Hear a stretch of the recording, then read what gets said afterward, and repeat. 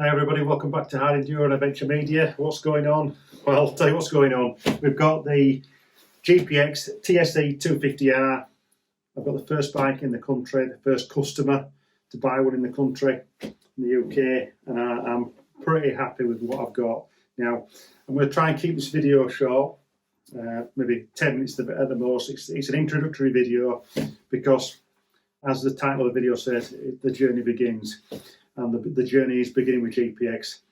I've been following these bikes for quite some time, from I think 2017 with the first sort of China bikes were reviewed in Australia with enduro cross training skills. Rocky Mountain ATV did a review in 2018 on the TSE 250R, as have other magazines.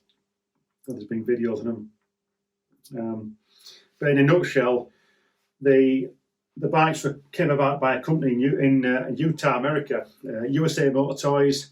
The guys there that run that company came up with an idea of GPX. They wanted to bring a dirt bike, a proper dirt bike, to the masses, the people that just want to go out and play on a weekend.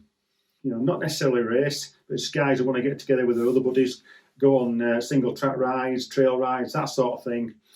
And they wanted to bring a bike to them what was of good quality, but mainly it was affordable compared to anything else what was out there.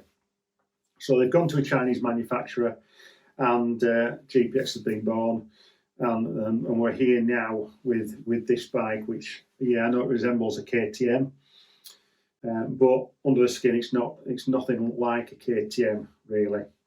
I mean, it won't be for £4,000 less, will it? So, you know, my expectations of what this bike is, I've not been disappointed as yet. Like I say, it is the start of a journey. I can tell you now, I'm very happy with the build quality of this.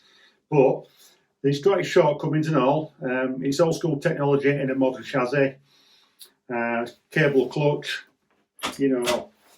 It's got a heavier engine than what you would find in anything what's out there at the moment.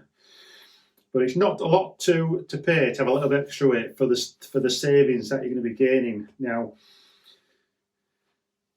out of the box, the bike is set up. It's designed, or it's primarily designed for the dual sport market, as they call it in America. Dual sport being bit of road, bit of dirt riding. But it's offering a bit more than that, I think, a lot more, because of what it is now. You know, it's a capable dirt bike.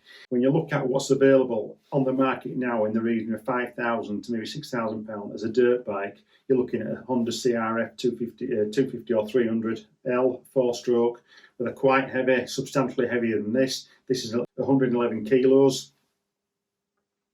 You know, it's probably another 7 kilos heavier than an Austrian bike. But so what? It's £4,000 cheaper. The suspension, very, very similar to what you would find in an Austrian bike, but not quite as internally plush. But the advantages of this time, you've got some good build quality, but you've also got electric start on this. I've never seen a bike start so quickly. It's clap cold. I'll just turn it on. Make sure kill buttons. Yeah.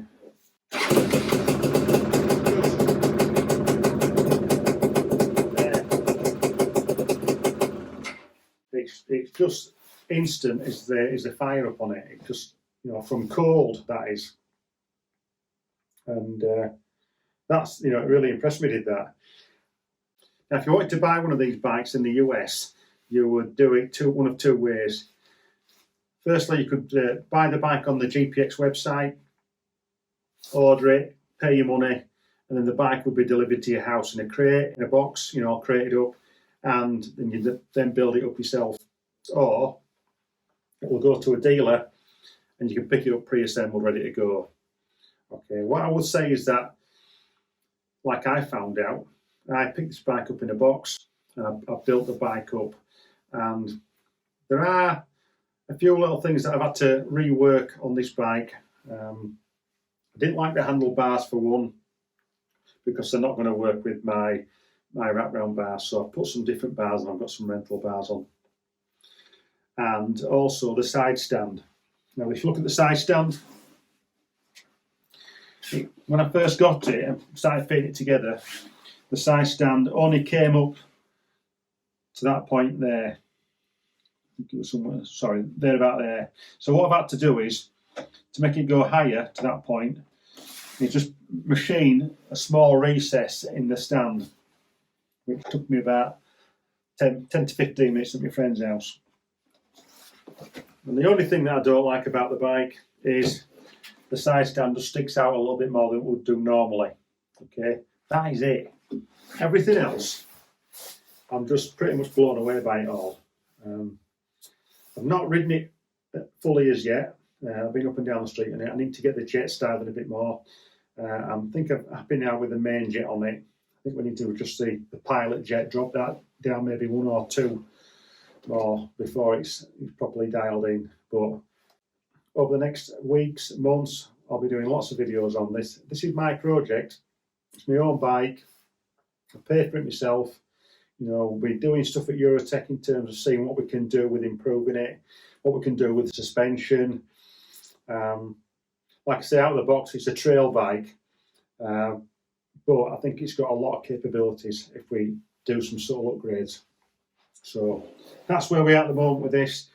Hopefully getting it out midweek, we'll have the jets, we can get it dialed in, and then we can start riding it around the track down at my field.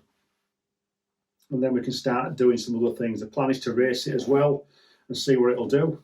And you know, as the videos go on, we'll start looking at it in more detail, seeing what's actually under the skin of this thing, how it's put together, the quality of, you know, the fasteners, all that sort of thing, and give you a really good insight into what it's all about.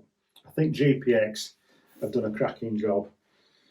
Like anything, there's going to be some, you know, little things what aren't right at times, because that happens when you're mass producing and, you know, you're doing things on a budget as well. But from what I see, having put this bike together, having built this bike up, and I've spent time detailing it, you know, getting things right how I want them, I've no reason why this can't do, you know, a full air and L series throughout the year, or, you know, up-team play days. You know, it'd probably do Romaniacs quite easily, you know, with the right suspension. So we've got a lot to talk about in the next few weeks, months, as time goes on. It's my project, and I'm really glad I've got it. You know, it's something that I've wanted for a while. It's not going to replace the KTM that I've got. That KTM's there for a purpose. But having this, I might be able to give the KTM a rest and put some time on this to keep my bike fitness in shape. You know, something that I can use day in, day out. I've got my own land to ride on. Something that I'm not overly concerned about keeping pristine. And in that respect, it'll be a test for it to see how the components wear, you know, how the finish on it, you know, stands up, that sort of thing. But looking at what I've got, I think it'll do quite well for, you know, from a training bike's point of view for me. And I think, you know, for a lot of other people as well. I think it's the Chinese have come a long way in the standards. I've seen Chinese bikes before. I've had a Chinese big bike before and it were good. But I've seen other Chinese bikes that have been absolutely crap. But this is another level, and I'm really happy I've got it. So that's it for the moment. That's a bit of a quick update on the GPX. The journey begins here. Stay tuned, Hard Enduro Adventure Media at Eurotech. See you soon.